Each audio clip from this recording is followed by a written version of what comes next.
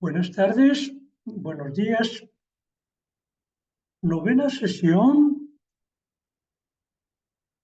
y la segunda sobre el nacimiento eterno. Más concretamente sobre ante el nacimiento, para que el nacimiento eterno ocurra temporalmente en nosotros, ¿qué es lo que debemos hacer? Nacimiento eterno. Y que este ocurra en el tiempo, en nosotros, es una manera simbólica en el maestro Eckhart, como lo estamos viendo, de hablar de que la gran experiencia de el ser uno total, de la unidad que somos y que es todo, sea una experiencia en el tiempo en nosotros.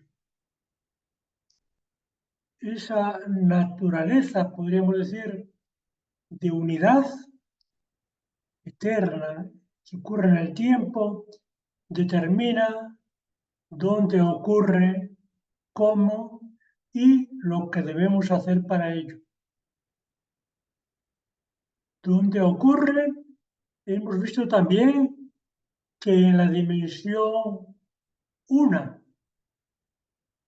en la dimensión del ser uno y total, que se da también en nosotros, y está también en nosotros y en el tiempo.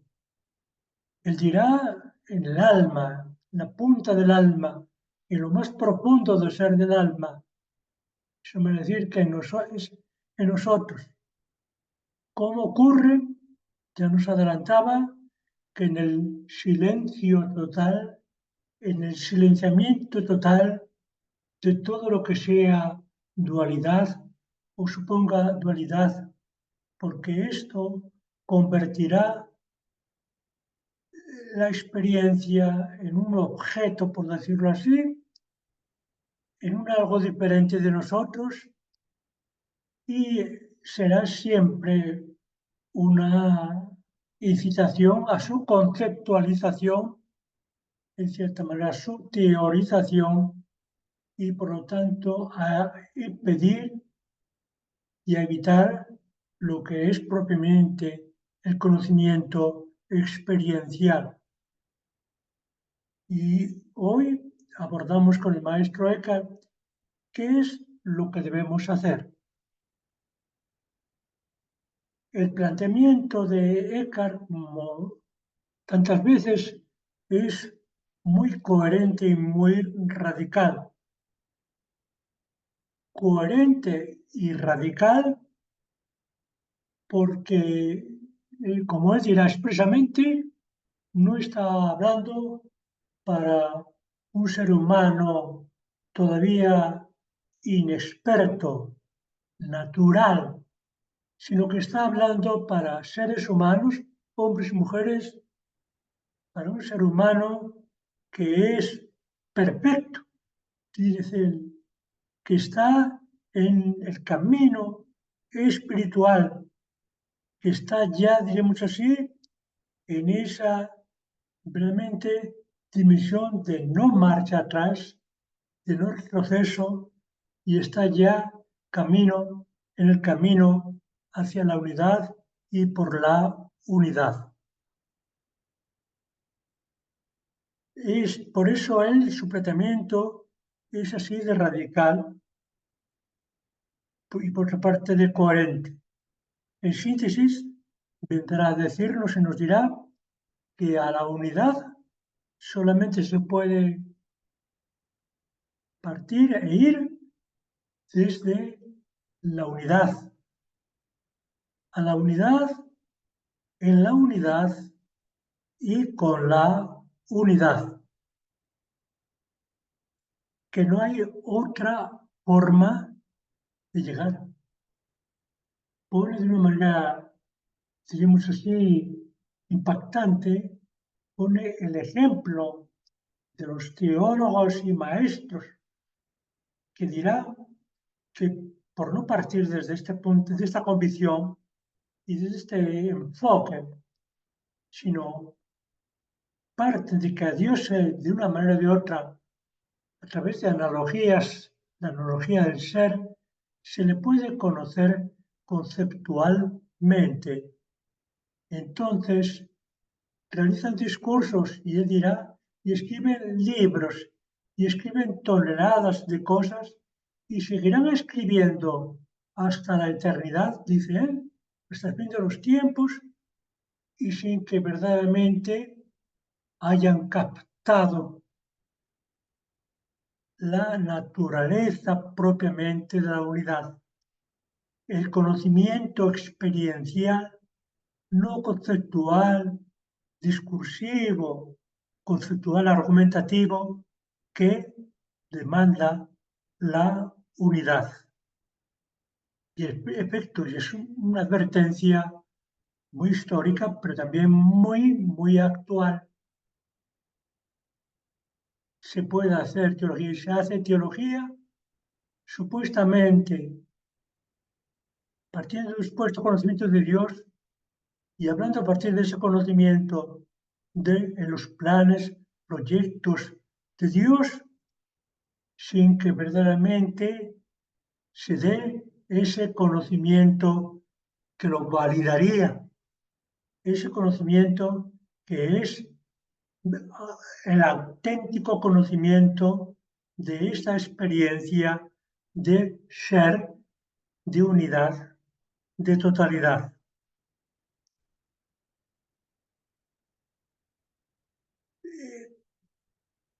Por eso también, realmente, hay una tentación cuando se habla y se invita a este tipo de conocimiento experiencial comparado con el conocimiento conceptual cotidiano que estamos utilizando, religioso, nos parece que es un conocimiento lleno de oscuridad, que más bien es un conocimiento no conocimiento, que es un conocimiento que realmente no aporta nada.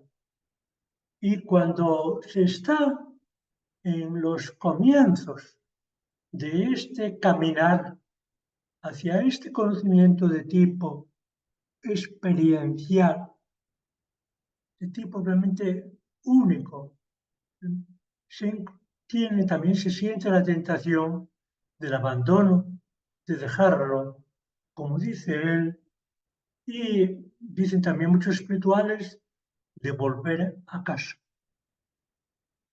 Y entonces él se pregunta, ante esta doble tentación de dejar la oscuridad, de que se siente, que se percibe, o más bien de permanecer en ese conocimiento oscuro, porque no es conceptual, porque en ese sentido no es, diremos así, eh, la conclusión de una argumentación, de una prueba, de una demostración, cuando sentimos esa tentación de dejar la oscuridad y más bien entonces, y no permanecer más bien en ella, o sentimos esa tentación de volver a casa, él se pregunta qué se puede hacer. Expresamente pregunta, ante la oscuridad, suponiendo que sí se lo pregunta también sus interlocutores, sus oyentes, es ¿qué debo hacer? ¿Permanecer en esa oscuridad? Y su respuesta es afirmativa. Efectivamente, permanece en esa oscuridad.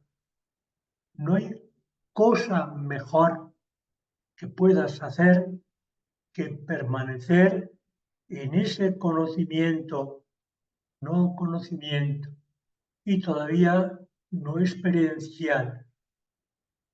No hay cosa mejor que permanecer en esa oscuridad. E igualmente, no vuelvas atrás, no vuelvas a casa. Incluso dirá, no hay casa a donde volver.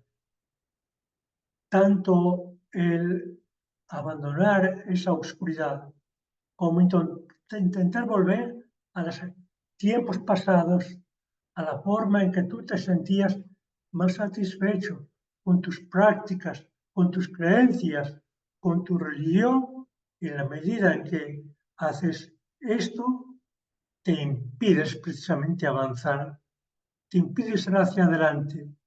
Él dice, cuando adoptas estas actitudes, adiós la experiencia propiamente de la unidad, adiós la experiencia de la unidad y de tu realización. Hay que hacer, en ese sentido, hacerse violencia. Por eso él nos recuerda desde el principio, no hay nacimiento de la unidad de nosotros si no hay violencia frente a ese dualismo y frente a esa dualidad en la que nos hemos ido continuamente socializando, formando, ¿verdad? Mejor diríamos actualmente, formateando, de tal manera que nos parece que no puede haber otra forma de conocer y de experimentar que no sea precisamente esta de conceptualizar, dualizando, objetivando y de volver a volver a casa al tiempo pasado. Ante esto también surgen entonces varias preguntas legítimas. La primera pregunta legítima que ve el maestro Eka y que él también recoge, digamos así, de sus oyentes es, pero ante este planteamiento, realmente, verdaderamente, ¿existe algún criterio o puede llegar a existir algún criterio de que hagamos esa experiencia, de que esa experiencia sea posible? Y dirá, sí, efectivamente, hay un criterio y ese criterio es infalible. Cuando seamos capaces, cuando llegue el momento en que veamos todas las cosas y nos vamos en todas las cosas sin que esas cosas, con sus intereses, con sus motivaciones, nos muevan a actuar, diremos así, de manera diferente, de una manera dualista, cuando nada de eso nos aparte de lo uno y de la unidad, entonces podemos estar seguros de que estamos haciendo esa experiencia de unidad. Es el criterio seguro para demostrarnos a nosotros mismos de que verdaderamente estamos en el camino, en el trayecto, estamos en el momento correctos y de la manera correcta. Esto es lo que han resumido los hombres y mujeres realmente contemplativos bajo esa frase de ver a Dios en todas las cosas y todas las cosas en Dios. Ver lo uno en toda la pluralidad, en toda la multiplicidad, en todo lo que es número, como dice el maestro Eckhart, y diferencia, y ver todo esto también, todo lo que es diferente, plural, múltiple, verlo también en su profunda unidad y en su totalidad, es decir, verlos en lo que él llama también Dios. Cuando esto se da, este es el criterio de que estamos en el momento realmente adecuado, en el momento realmente que podríamos pedir para estar seguros de que estamos caminando bien. Otra pregunta que nos hacemos también es, en esta situación, en este camino y en la decisión de caminar de esta manera, ¿tiene sentido, tendrá sentido seguir ejercitándonos en nuestras prácticas devotas, religiosas, en nuestras prácticas, por ejemplo, diríamos así, de oración, de devociones, en nuestros, por ejemplo, digamos así, el seguimiento de la que aún se conoce como la vida religiosa, de los consejos, de los votos religiosos, y él dirá, ¿verdad?, que eso puede ayudar en la medida en que todas estas prácticas ayudan a crear en nosotros condiciones para que ese conocimiento experiencial uno y único se dé, pero no son en sí mismas y por sí mismas necesarias. Y en última instancia dice el valor que hay que cultivar por encima de todo y ante todo es el amor, por ser precisamente el más desinteresado, por ser el más entregado, por ser aquel que precisamente se identifica, busca y se identifica con la unidad de todo. Sería su consejo, sería el mejor. No es partidario de él de mantener prácticas. Más importante que las prácticas es el ser, es el vivir, es el experimentar, es lo más importante, es el ser todo.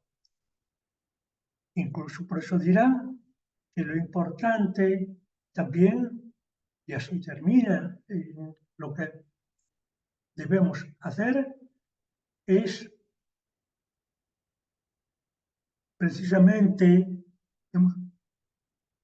buscar más el cómo hacer las cosas, estar más interesados en cómo hacer las cosas que en lo que se hace.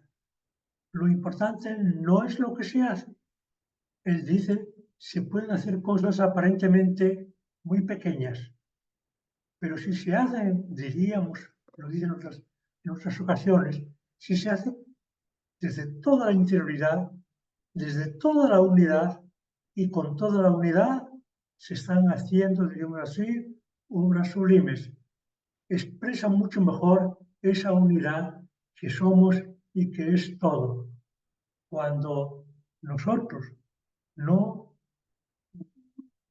digamos, no estamos tan preocupados en ese cómo, no dualista, unitario, único, sino que estamos en el qué hacer, prácticamente casi sumativo, cuantitativo, sumatorio.